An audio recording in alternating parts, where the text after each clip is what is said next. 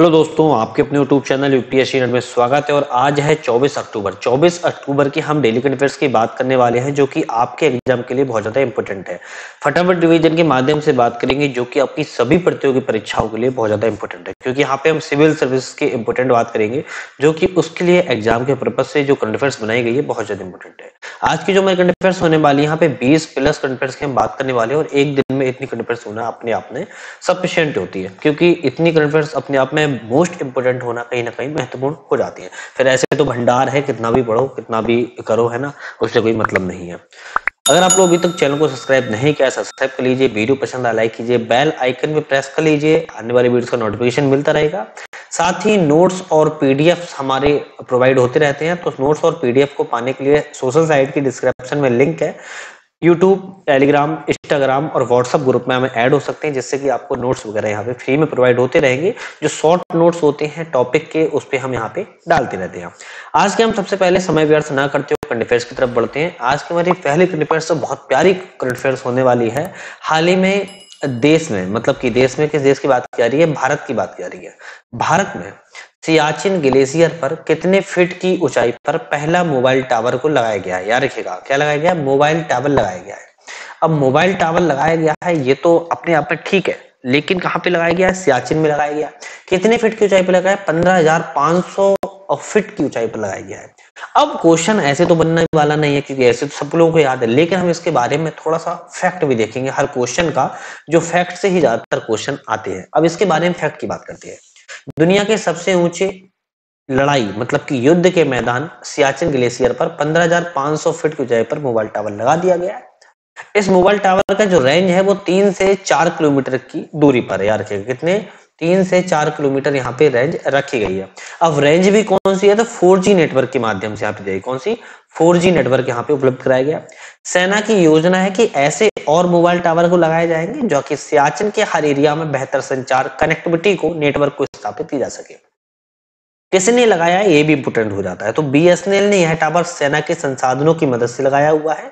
सेना के mobile connectivity में काफी कारगर सिद्ध होने के लिए इसको लगाया गया है। तो लोगों को और सेना को, दोनों को लाभ होगा। और सेना ने कहा है कि इसी तरीके के नेटवर्क और लगाए जाएंगे, जो कि सेना में और लोगों के लिए बहुत ज्यादा सुविधाजनक होंगे। नेक्स्ट क्वेश्चन देखें तो, किसके द्वारा पटना में, पटना कहाँ है याद रखिएगा, पटना अब बिहार राज्य में स्थित है, ठीक है। पटना में चौथा बिहार कृषि रोड मैप 2023 और 2028 के लिए लॉन्च किया गया। तो किसने किया? राष्ट्रपति द्रौपदी मुर्मू जी के द्वारा पटना में चौथा बिहार कृषि रोड मैप को जारी किया गया। ये रोड मैप कितने वर्षों के लिए है? तो 2023 से लेके 2028 तक के लिए इन्होंने जारी किया हुआ है।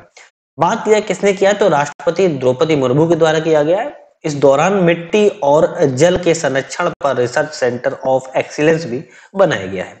कृषि रोड मैप कार्यक्रम में 1800 अधिक किसान और जीविका दीदी स्वयं सहायता समूह ने 700 सदस्यों ने भाग लिया हुआ है। तो याद रखिएगा, 1800 किसान हैं, इससे ज्यादा ही किसान थे, वहां पे ये आंकड़ा दर्शाया गया है।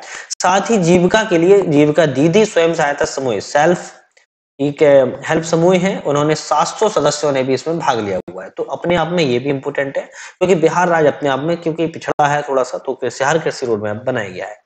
नेक्स्ट क्वेश्चन की बात करते हैं। हाल ही में अपना चंद्रयान नामक एक वेब पोर्टल किस केंद्रीय मंत्री के द्वारा लॉन्च किया गया है? तो क्या नाम है उसका? अपना चंद्रयान। अब अपना चंद्रयान नाम रखा गया है, तो क्यों रखा गया है इसके बारे में तो फैक्ट के माध्यम से ही पता चलेगा।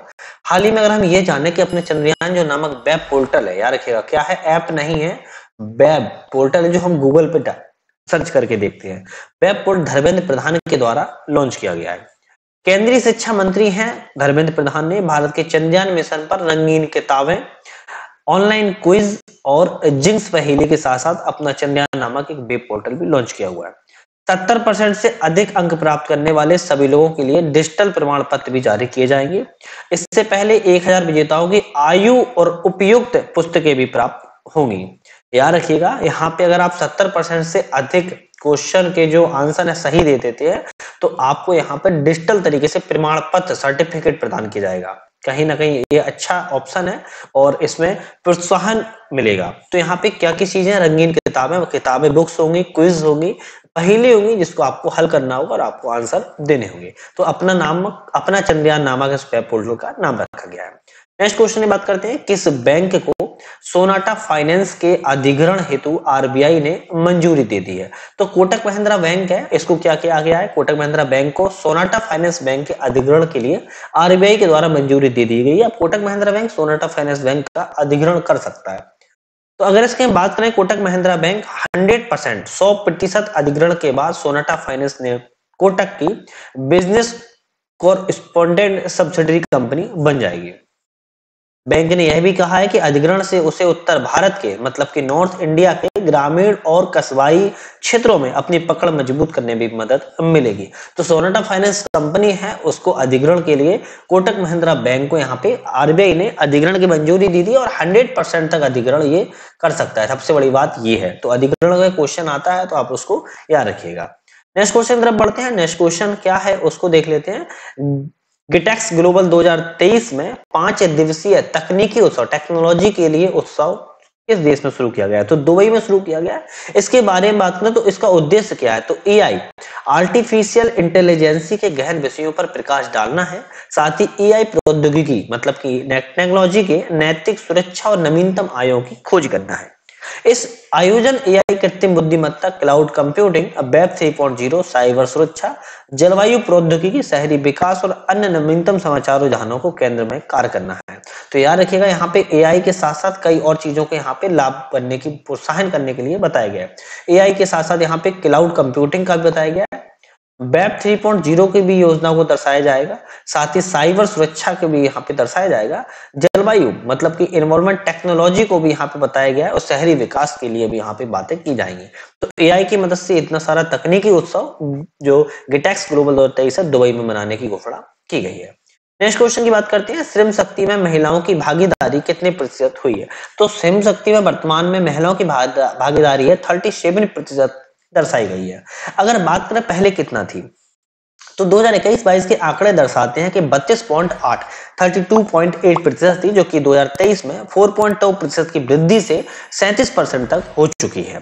श्रम शक्ति में महिलाओं की भागीदारी सीधे तौर पर आर्थिक विकास से संबंधित है। याद रखिएगा, श्रम शक्ति में भागीदारी जो होती है वो किससे संबंधित है? तो आर्थिक विकास संबंधित, महिलाओं को आर्थिक विकास में यहाँ पे बढ़ावा देने की बात की जा रही है।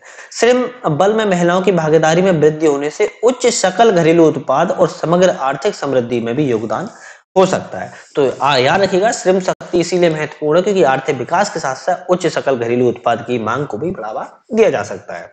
नेक्स्ट क्वेश्चन को देखते हैं। इंपोर्टेंट क्वेश्चन है, किस देश ने स्वदेशी लोगों को मान्यता देने के लिए संवैधानिक संशोधन को अस्वीकार कर दिया? याद रखिएगा, संवैधानिक संशोधन को अस्वीकार किया किस देश के द्वारा किया गया? तो ऑस्ट्रेलिया के द्वारा किया गया। कैसे किया इसने, ये इंपोर्टेंट हो जाता है, तो फैक्ट के बारे में पूरी जानकारी प्राप्त करते हैं। ऑस्ट्रेलियाई मतदाताओं ने संसद में आदिवासी और टोरेस स्टेट आइलैंडर वॉइस स्थापित करने के प्रस्ताव को खारिज कर दिया है। क्यों खारिज किया गया इसके बारे में जानते हैं। जनमत संग्रह में 60% लोगों ने नहीं में और 40% लोगों ने हाँ में मत प्रदान किए थे। मतलब जनमत संग्रह हुआ, वहां पे 60% लोगों ने नो में आंसर किए और 40% लोगों ने यस में आंसर दिए। तो वेटेज किसका ज्यादा रहा है? नो का। तो इसीलिए वहां पे खारिज कर दिया गया। क्यों, कैसे करते हैं ये सुनिए। ऑस्ट्रेलिया ने स्वदेशी लोगों को मान्यता देने के लिए संवैधानिक संशोधन को स्वीकार कर दिया है क्योंकि जनमत संग्रह संविधान में बदलाव करने और ऑस्ट्रेलिया के मूल निवासियों को संविधान में मान्यता देने के लिए आयोजित किया गया था।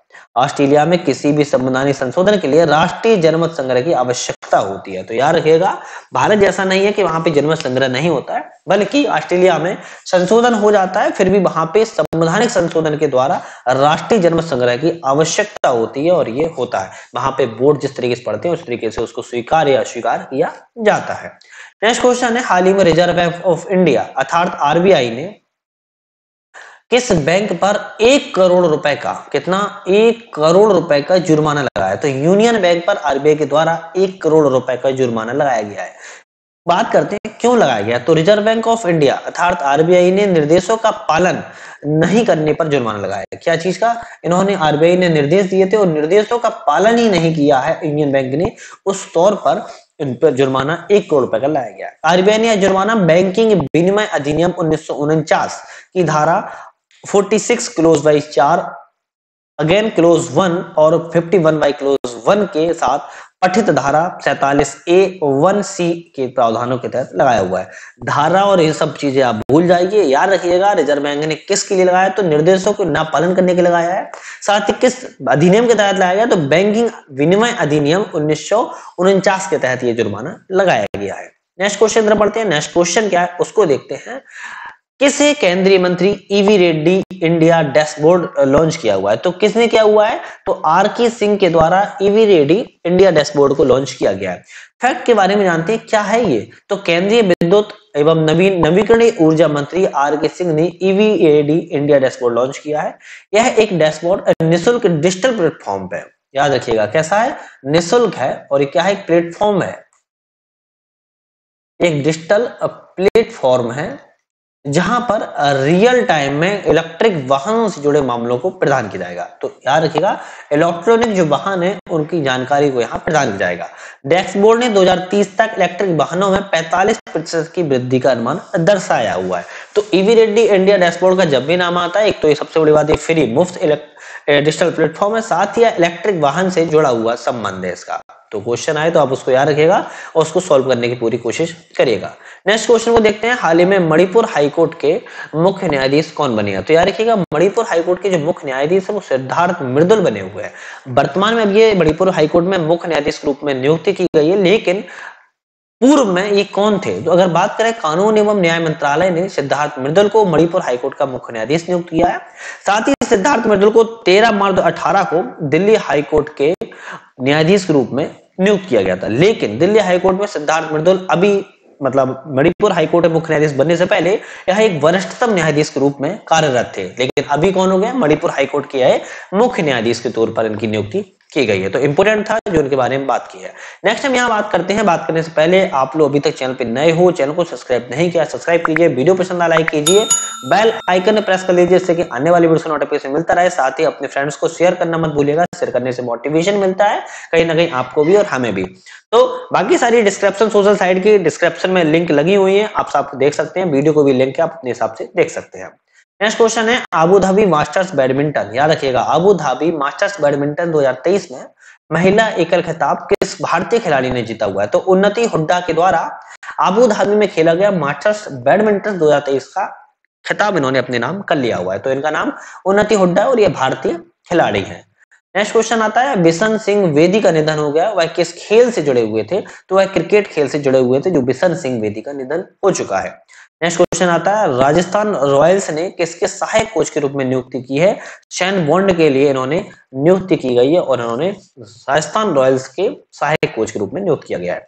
नेक्स्ट क्वेश्चन आता है कोटक महिंद्रा बैंक ने नए सीईओ और एमडी के रूप में किसको नियुक्त किया है, याद रखिएगा सीईओ और एमडी के रूप में अगर नियुक्ति की बात आती है तो अशोक वासवानी को कोटक महिंद्रा बैंक ने नियुक्ति की हुई है। नेक्स्ट क्वेश्चन आता है अभिनव पुरस्कार 2023 किस केंद्रीय मंत्री द्वारा प्रदान किया गया है। अभिनव पुरस्कार 2023 है वो इंपोर्टेंट है और जितेंद्र सिंह हैं जो मंत्री केंद्रीय मंत्री और इनके द्वारा अभिनव पुरस्कार 2023 के लिए प्रदान किया गया है। नेक्स्ट क्वेश्चन आता है एशियाई पैरा गेम्स 2022 में, याद रखिएगा 2023 नहीं 2022 में पुरुषों के हाई जंप 63 इवेंट में स्वर्ण पदक किसने जीता हुआ है, तो शैलेश कुमार के द्वारा यह पदक जीता हुआ है और एशिया पैरा गेम्स में इन्होंने अपने नाम कर लिया है गोल्ड कॉइन को, मतलब गोल्ड पदक को। नेक्स्ट क्वेश्चन आता है 37वें राष्ट्रीय खेलों का पहला स्वर्ण पदक किस राज्य की महिला बैडमिंटन टीम ने जीता हुआ है, तो असम राज्य की महिला बैडमिंटन टीम है 37वें राष्ट्रीय खेलों का पहला स्वर्ण पदक उन्होंने अपने नाम हासिल कर लिया है।